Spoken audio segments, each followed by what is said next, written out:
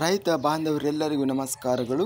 ಕರ್ನಾಟಕ ಮಾರುಕಟ್ಟೆಯ ರಾಗಿ ಮತ್ತು ಗೋಧಿ ಯಾವ ಮಾರುಕಟ್ಟೆಯಲ್ಲಿ ಎಷ್ಟು ರೇಟು ನಡೆದಿದೆ? ತುಂಬ ಸ್ನೇಹಿತರು ಚಾನಲನ್ನು ಸಬ್ಸ್ಕ್ರೈಬ್ ಮಾಡದೆ ವಿಡಿಯೋವನ್ನು ನೋಡ್ತಾ ಇದ್ದರೆ ದಯವಿಟ್ಟು ಚಾನಲನ್ನು ಸಬ್ಸ್ಕ್ರೈಬ್ ಮಾಡಿಕೊಳ್ಳಿ, ವಿಡಿಯೋವನ್ನು ಲೈಕ್ ಮಾಡಿ ಮತ್ತು ಶೇರ್ ಮಾಡಿ.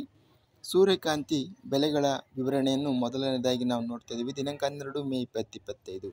ಕಲಬುರಗಿ ಮಾರ್ಕೆಟಲ್ಲಿ ಸೂರ್ಯಕಾಂತಿ ಕ್ವಿಂಟಲಿಗೆ ಕಡಿಮೆ ಬೆಲೆ 4,135, ಹೆಚ್ಚಿನ ಬೆಲೆ 5,125, ಮಧ್ಯಸ್ಥ ಬೆಲೆ 4,671.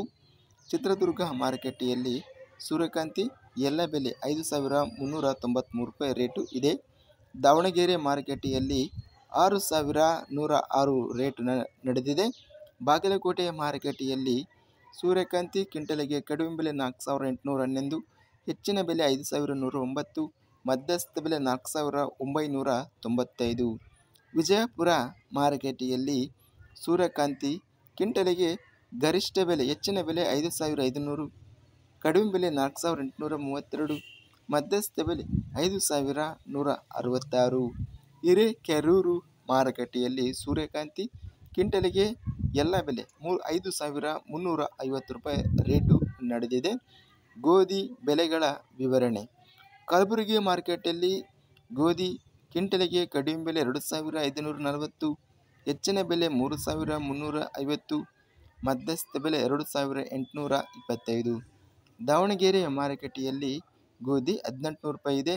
ಬೆಂಗಳೂರು ಮಾರುಕಟ್ಟೆಯಲ್ಲಿ ಗೋಧಿ ಕಡಿಮೆ ಬೆಲೆ 3,000, ಹೆಚ್ಚಿನ ಬೆಲೆ 4,000, ಮಧ್ಯಸ್ಥ ಬೆಲೆ 3,500.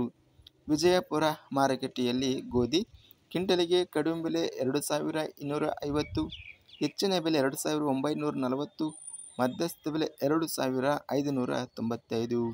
ಶಿವಮೊಗ್ಗ ಮಾರುಕಟ್ಟೆಯಲ್ಲಿ ಗೋಧಿ ಕಡಿಮೆ ಬೆಲೆ 3,500 ರೂಪಾಯಿ, ಹೆಚ್ಚಿನ ಬೆಲೆ 4,100, ಮಧ್ಯಸ್ಥ ಬೆಲೆ 3,800.